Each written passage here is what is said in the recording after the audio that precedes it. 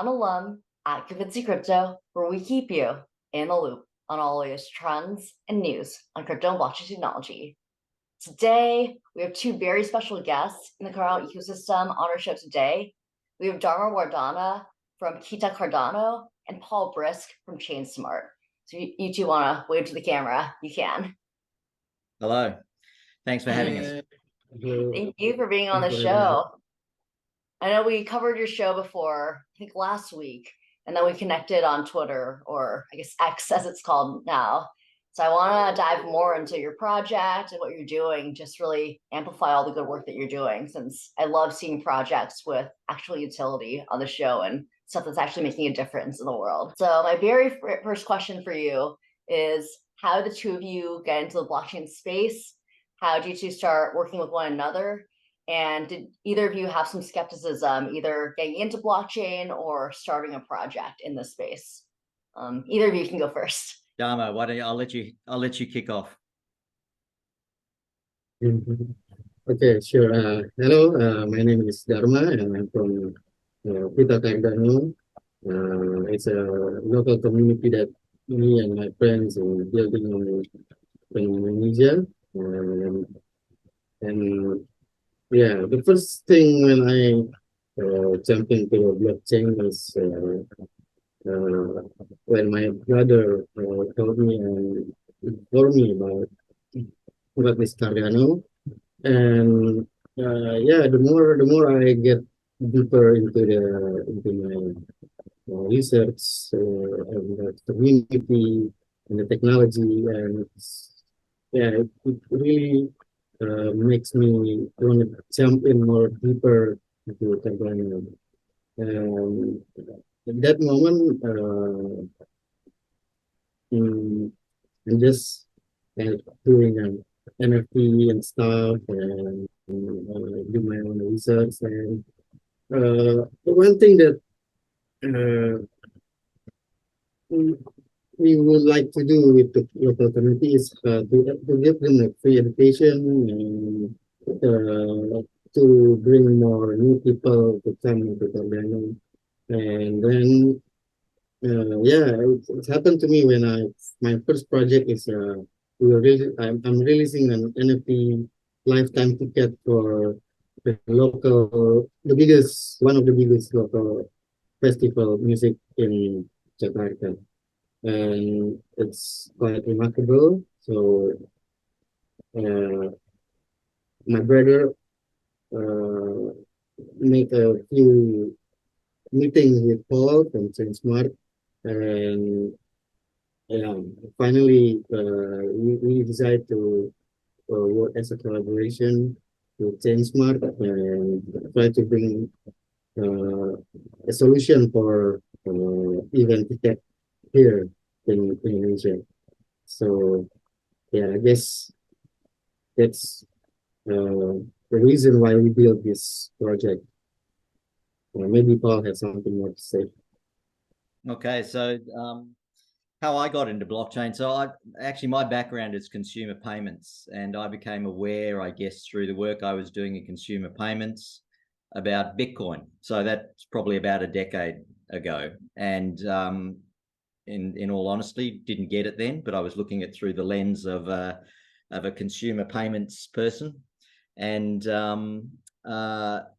Bitcoin clearly is not a consumer payment system, so it's a store of wealth. So didn't get it up front, but then 2017 had the opportunity just by chance to get involved in another blockchain project, very different type of project. So we were looking at building a prototype for using blockchain for trade finance, and that was a much deeper dive into blockchain, and that I think through that project the light bulb turned on, and became very interested in the opportunities that blockchain presented. So in particular, my interest is in how it can change business models. So if we think of traditional business models, everybody connects to a central hub. That central hub, is a trusted agent in the middle that provides trust for the ecosystem.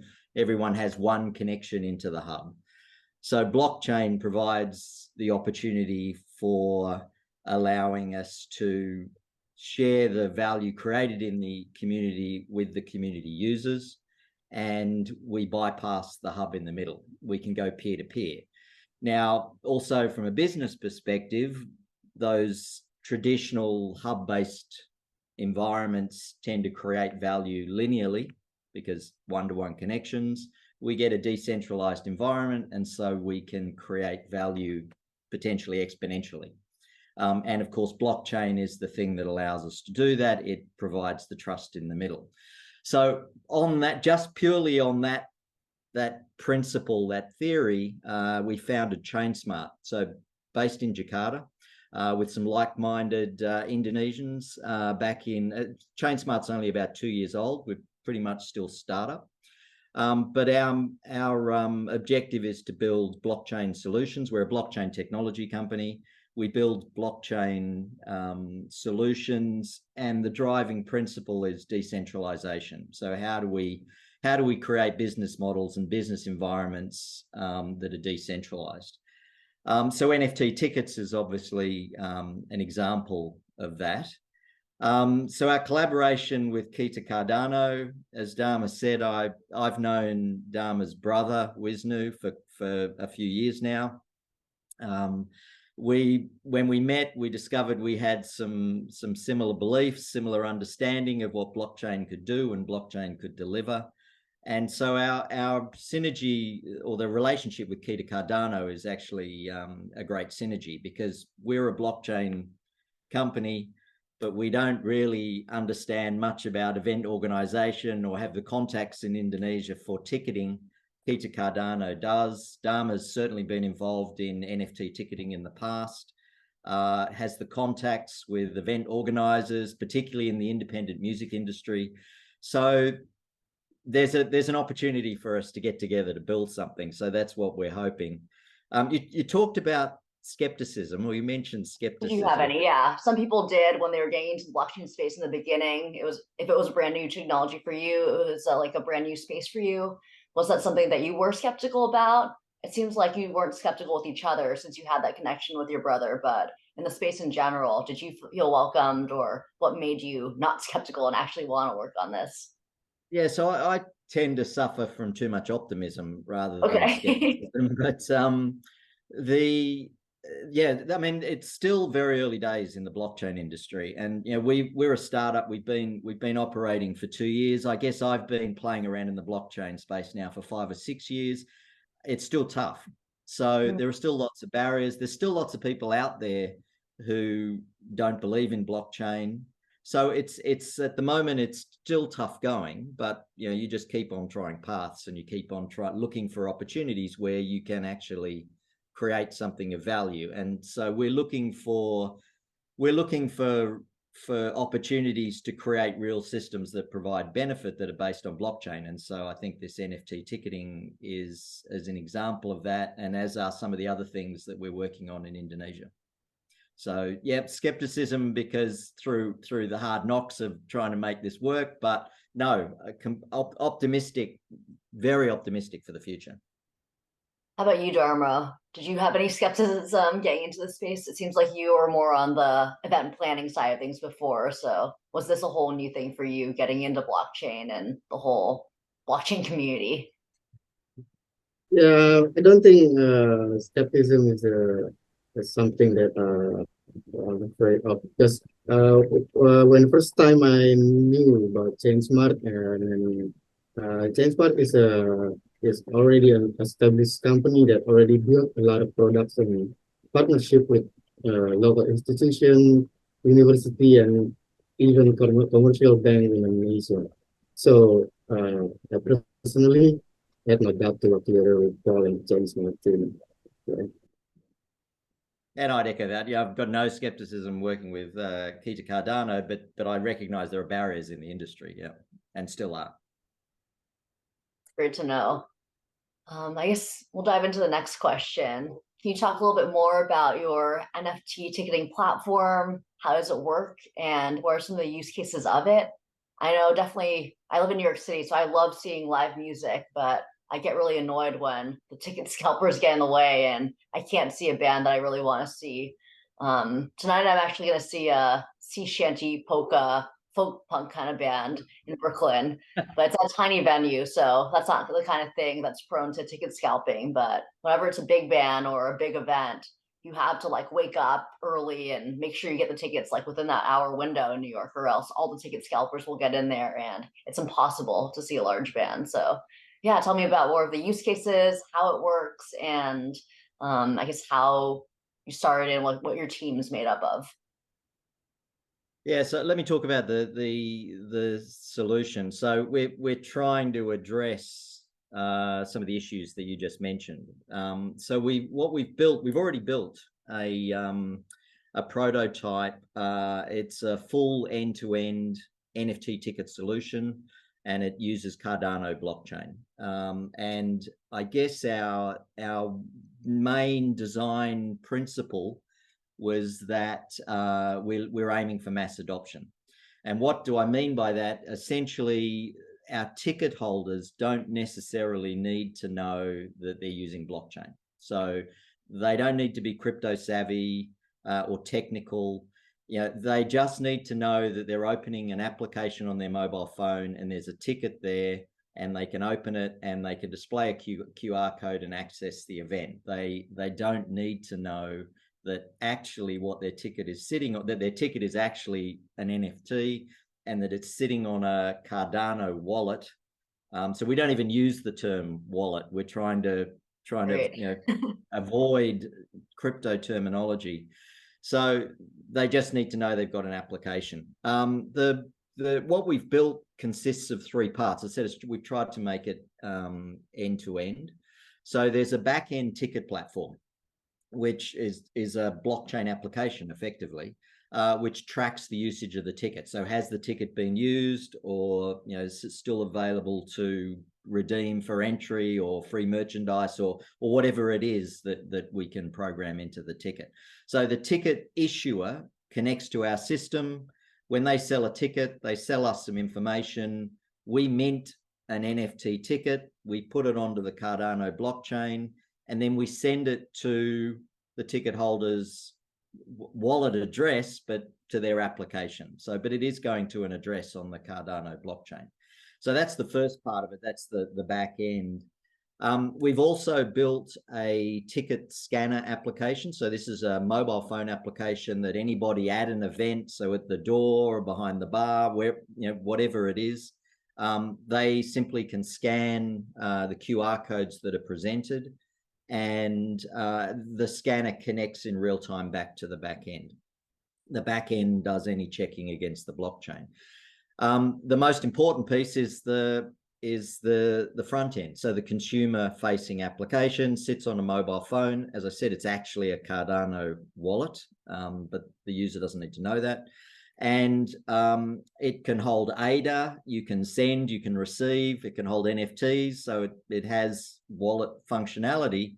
But actually I could use it by, my ticket is sent to that application, I open up the application, I click on the ticket.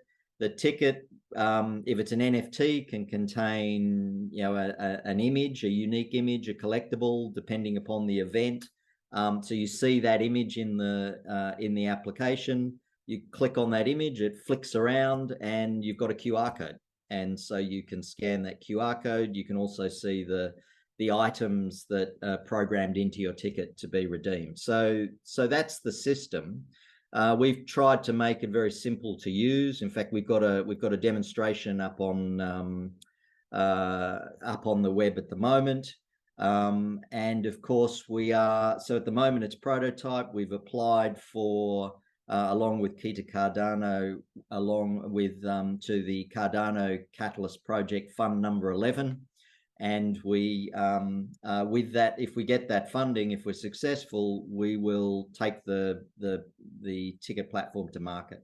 So we're effectively, we'll use that funding to test the market and actually run real events, demonstrate the wallet, with the aim of getting some commercial users who believe in it. Do you want to add anything, Darma? Yeah, I think Paul is already speak for the technical side of the program. And yeah, the ticket platform is a great idea when I first heard from my brothers. And not so long ago, we had Coldplay live in concert here in Jakarta. And there's a case of a ticket fraud that create a total loss by more than 100,000 US dollars. And so it's because the fraud it's a fraud cases, I guess. So this ticket platform will make a game changer in here in Jakarta because there's so many festival event or band and concert, uh, uh, especially this year. Uh, yeah, I'm really, really looking forward for this project that funded and at least we can get this product right to the market. So I have a question for you both about it being a wallet, but people don't know it's a wallet. So who has access to those keys? Does the owner of the wallet have it, or is it still like something through Chainsmart where Chainsmart actually has the keys to have it connected to the Cardano blockchain? How does that work where like the actual owner of the wallet doesn't know it's a wallet? Yeah, so it's a custodial wallet. So Okay. Chainsmart is hosting the wallet. Chainsmart manages the keys. Um, we've made our wallet open source. Mhm. So so in that, it's the wallet that connects to the NFT ticket platform. So we don't see the wallet as being something that's proprietary to Chainsmart. Actually, we see it as an enabler. So we've made the wallet open source. Other people could take that and build upon it and turn it into, either a custodial wallet or a non-custodial wallet. But the application that we call Chainsmart Tickets is a custodial wallet. Gotcha. Okay, that makes sense. Yep. So I have a question for each of you. I want you to each give me one word that you want people to think of when they think about your NFT ticketing platform and why. So tell me one word and just give me your explanation. If you want to go first, Dharma. Okay. One word. Yeah. Can I have three words? Safe, secure, and easy to use. I mean, like with a reasonable price. That's what I want to hear about NFT people platform. How about you, Paul? Yeah, I'd like two words too, if I could, Okay. please. So I'll be generous security. today. Yeah, thank you. So security, obviously, the first problem we're solving is fraud associated with paper tickets. So we're going to stop those problems of either a fraudulent ticket accessing an event. If they do it before the real ticket holder, the real ticket gets blocked, or forging tickets or what have you. So we're solving the security problems with paper tickets. We can validate, make sure that a valid ticket that's been issued to the valid owner is accessing an event. But my second word actually is opportunities, because we can then do other things with these tickets. We can offer some benefits to both ticket issuers or event organizers and ticket holders, because these tickets are now programmable NFTs sitting on a blockchain. So we can do things like create a secondary market that still can be controlled by the ticket issuer. So, but it allows ticket holders, assuming it's allowed by the event organizer, to transfer tickets and on-sell tickets securely and safely. We can program these tickets, so the event organizer can control what happens to the tickets after the initial sale. So they can do things like prevent resale or restrict the price of reselling to stop a scalping market, or they can still collect a commission on every ongoing resale and make sure that that commission goes back to the artist, for example. we can turn these NFTs into collectibles. So, this has been done in other markets around the world, particularly for NFT tickets that have been used for sporting events. If you're following your favorite football team, every ticket can be turned into a player collectible card, effectively. So, or for a concert, it can be the artist or whatever. We can give these NFT tickets access to other things to increase fan engagement. So we can, whether it's recordings by the artist, additional VIP or priorities, backstage access, or access to the changing rooms for a sporting team, whatever this is. So there's a lot more opportunity here for creating fan engagement. So my 2 words are security. Absolutely agree with that. I think that's that's the initial selling point. That's, I think, why initially ticket issuers are interested in it. It reduces the costs of issuing tickets, obviously, as well. But there's all these additional benefits that we can start introducing into the ecosystem, which makes it really interesting. There's so many opportunities, but I think it starts with like people just feeling safe first in the blockchain space, or like feeling safe, even if they don't know it's blockchain, that this product works and their ticket is theirs, and all these extra perks or something that won't be taken away from them with like a fake seller. It's awesome. Absolutely. And I do especially like too how you do want to empower the artists too. I think that's important, where with all these ticket sales, the scalper might sell it for a really high price, but then none of that goes back to the artist. So I think this is great too for the artists to get that revenue back and also connect more with their fans that way with more perks. Yeah, we have the opportunity to control that by programming the ticket. Awesome. So I do want to ask you a little bit more about Kita Coin. I want to know more about your token. What's the utility for that? And I also want to know, does Chainsmart also have its own token? And does that have its own utility as well? Kita Coin is a Cardano native token that already verified and has a liquidity pool too on Uniswap. So and we also selling this token on Idolot vending machine. So the the first thing that we built this token is to bootstrap our initiative, our projects, and to maintain our website, because we will not submit any proposal to get funded and to get fund from Catalyst. So all the total sales will be used for this project needs. So maybe we will think about the Kita Coin for the future, but at this moment we kind of use the token as a support tool for our project. And by holding Kita Coin, it means a lot for us, because people can hold, buy, and trade on any DEX. And Chainsmart, we are not a token issuer. We build blockchain technology solutions. But having said that, we're in the planning stages of a project that I'm pretty excited about, and that's tokenizing real world assets. There's an opportunity in Indonesia. So it will involve tradable tokens. The tokens will be backed by real world assets, and I can't say who or what at the moment, but it's certainly an exciting opportunity for us. So again, we wouldn't be the issuer of the token per se, but we'll be the technology enabling it, and it will be you can think of it as a stable coin, but it's backed by an asset. Gotcha. So it seems like this is definitely something that's needed around the world. I want to know, what are your plans to scale up?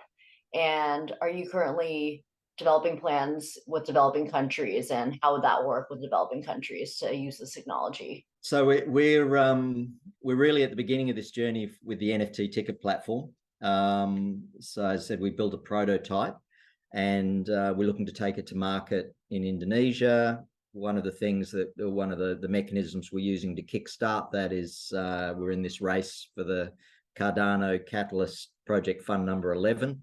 that would certainly help us, fund some events and to actually get some visibility in Indonesia. And I think if we get that funding, we'll be in a good position to deliver the first version product of this that actually meets market requirements. We'll be able to test it. So we haven't really thought beyond Indonesia. Indonesia is a huge market, and it's interesting. And I'm positive about our opportunities because very young demographic, very fast growing consumer market, and consumer class. That literally growing exponentially. So there's plenty of opportunity, and all these people, of course, are seeking entertainment and events and tickets. So as I say, we haven't really thought much beyond Indonesia. I guess what I would say, though, is that if we're successful in Indonesia, which is a job in itself, it's a massive market, the product's not constrained by borders. So we actually run our NFT ticket platform in the cloud. So it's something that sits in the cloud that is a service that can be accessed by event organizers. Those event organizers could be anywhere. And then, of course, Cardano blockchain is global. So we're not constrained by borders. Just looking to some neighbors in Southeast Asia, there are other markets not dissimilar from Indonesia, large markets, huge growing consumer class, looking to do events. So, you look at markets like the Philippines, Vietnam, just to name a couple. These are markets, where we could probably expand to. But we'll try and nail Indonesia first. For sure. That's definitely an endeavor in and of itself.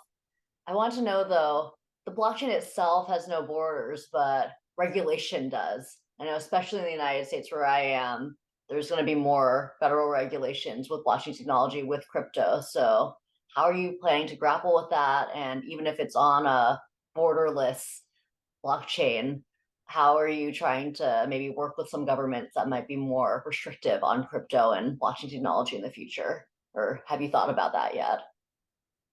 We think about that. Indonesia. Certainly at Chainsmart, we think about that a lot. So things are still in their early days in Indonesia. Crypto is regulated, and all crypto is treated as a commodity. So there are no rules about securities. That's where the big battle is in the US, right, with SEC and Gary Gensler. But that's about to change. So it's being migrated, and it's being migrated for good reasons. So we have a finance regulator in Indonesia called OJK. So it's currently it sits under an area of the Ministry of Trade, an organization called Bapepti. Please don't ask me to remember what Bapepti stands for, but essentially they look after commodities trading. Darma, you may know what Bapepti stands for, but they basically look after commodities. So they today regulate crypto. All exchanges, central exchanges, have to be registered under Bapepti, but it's all going to move to OJK. Now, the advantages of that is we'll suddenly get laws and regulation that recognize securities. Now, I don't think that's going to impact NFT ticketing. NFT tickets are clearly not securities. They're a crypto token, but they're not a security, and so therefore, certainly in Indonesia, and I think most other Southeast Asian markets, there are not really going to be restrictions, other than in a lot of markets, as a crypto operator, you need to at least be known and registered by the regulator. But currently in Indonesia, as long as we're not an exchange and we're just a ticket enabler, we're a platform, we don't need to be registered. And Darma, you may want to comment on that. how things might change under OJK. Yeah, I think Indonesian government is have a strong support with crypto and blockchains because yeah we just have I don't know how to say it. It's a crypto exchange like like I forgot what it's name. Yeah, but I think there's no problem with the government here in Indonesia regarding this crypto blockchain industry. So I think this NFT ticket platform is uh, ready to go because there's no worry about this NFT crypto and the token and the regulators. The secondary market, if we had a secondary market for NFTs, which there is a possibility we'd need to be known and registered if we're operating a trading platform for by the regulators. And yes, market by market, absolutely agree. You'd need to understand how that works in each market. But Indonesia is, as Darma says, there's an interesting statistic about Indonesia. There are more crypto traders in Indonesia than there are traders on the stock market. So that shows you how the penetration of crypto in Indonesia is high.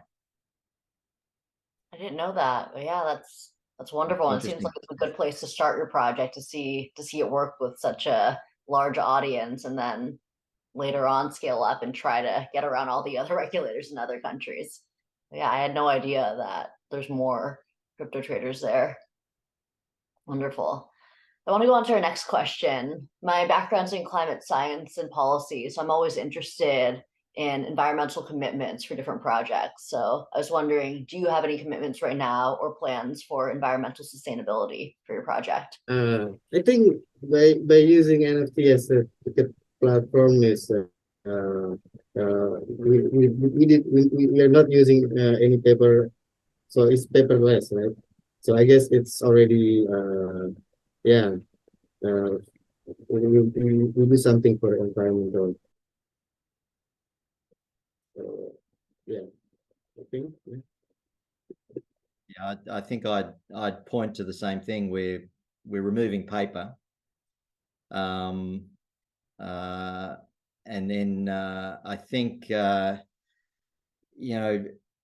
decentralized systems in general, just as a principle, I think can be shown to be more environmentally sustainable, and certainly in terms of redistributing value, not so much from an environmental perspective, but just from a societal perspective, sharing value back out to the owners and the creators, I think is a principle that we're trying to recognize here as well. And I think the fact that you're building on the Cardano blockchain too, that's a proof of stake rather than proof of work blockchain, is also better.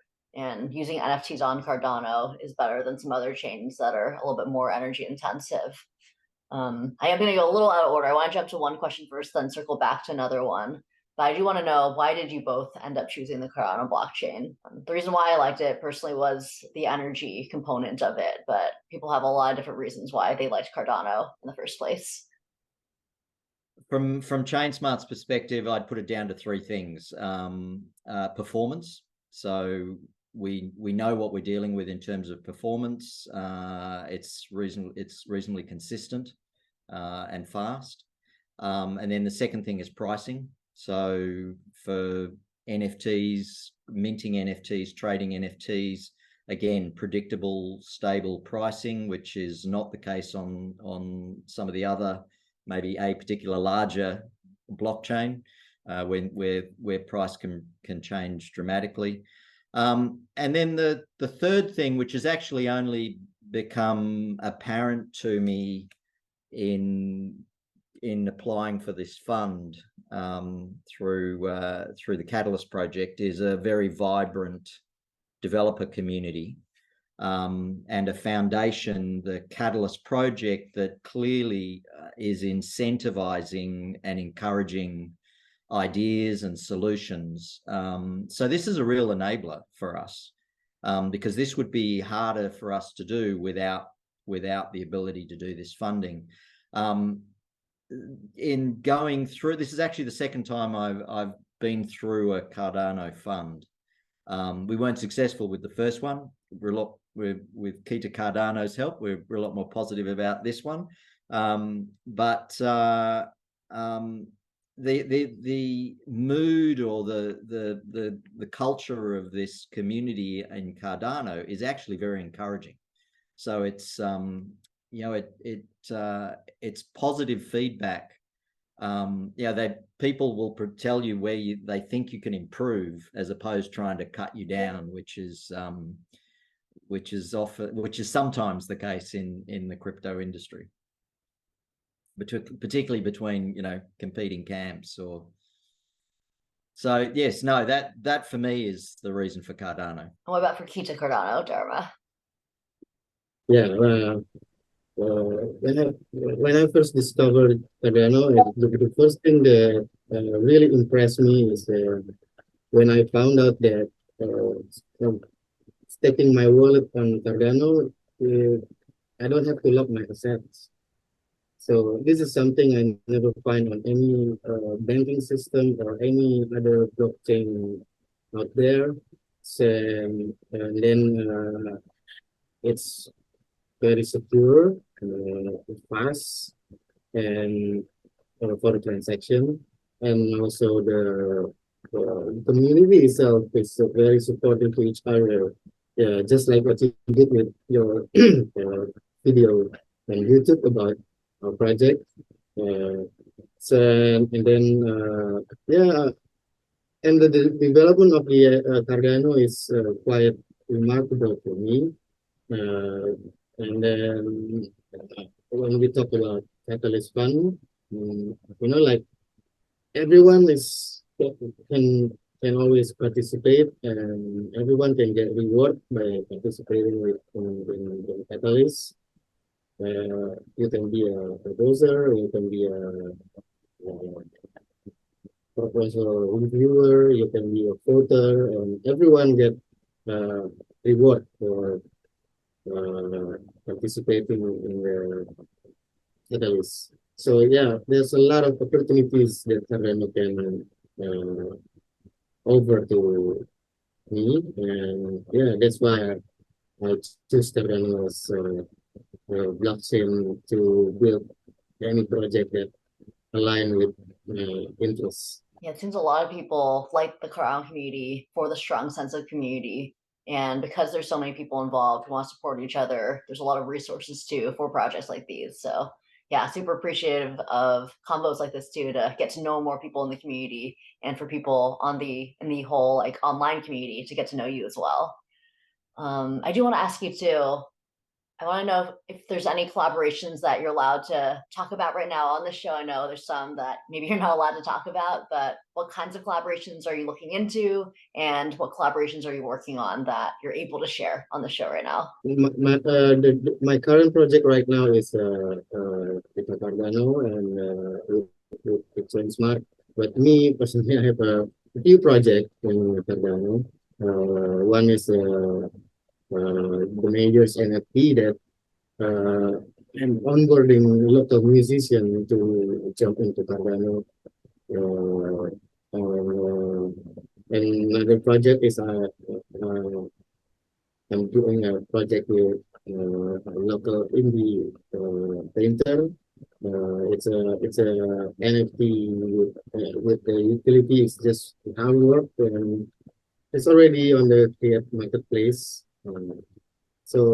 But what I'm really excited is this project with Chainsmart, because I do know some local musicians here, and I have a good relationship with the event organizer and even venue. So I really want them to to see and use our project to solve the issues regarding event or yeah, that anything that align with their business. So yeah, that collaboration is something that I really want to make it happen. Yeah. And I think I'd echo that. I mean, Chainsmart, as I said before, we're interested in building decentralized business ecosystems. What's been paying our bills so far is actually building private permission blockchains for ecosystems within Indonesia. You know, for example, our very first customer was a university in Indonesia who uses one of our blockchain products for the integrity of academic records. So we use that blockchain as verifiable proof of academic records for students. We then took that and we built it, and we're now offering a full-scale data integrity product called Smart Shield, blockchain based, but again, private permission blockchain. And we offer that to banks, and in fact, even talking to government organizations within Indonesia. So anybody who's got data within their systems where they need to absolutely prove that the data has not been hacked or attacked or altered. So that's been paying our way. But actually, what I'm far more interested in and excited about is tokenization. So, you know, as I indicated before, we are doing a collaboration in Indonesia. As I can't talk about it at the moment, I'm afraid, but it's very exciting. It's we're basically taking a significant asset that's very valuable to Indonesia, tokenizing that. Today, it's an asset that's very liquid and very difficult to invest in. So we're making that through tokenization, opening it up to retail investors. The reason this is going to, well, I hope it's going to work in Indonesia, is those retail investors have obviously got to be crypto investors. And as I said, Indonesia doesn't have any shortage of crypto investors, but we're now giving them an opportunity to invest in a token that's backed by a particular real world asset that a lot of Indonesians will have an interest in. So that requires collaboration with a lot of individuals and a lot of organizations within Indonesia, including the regulators. So we need to work with the regulators on this, because we're effectively creating a security.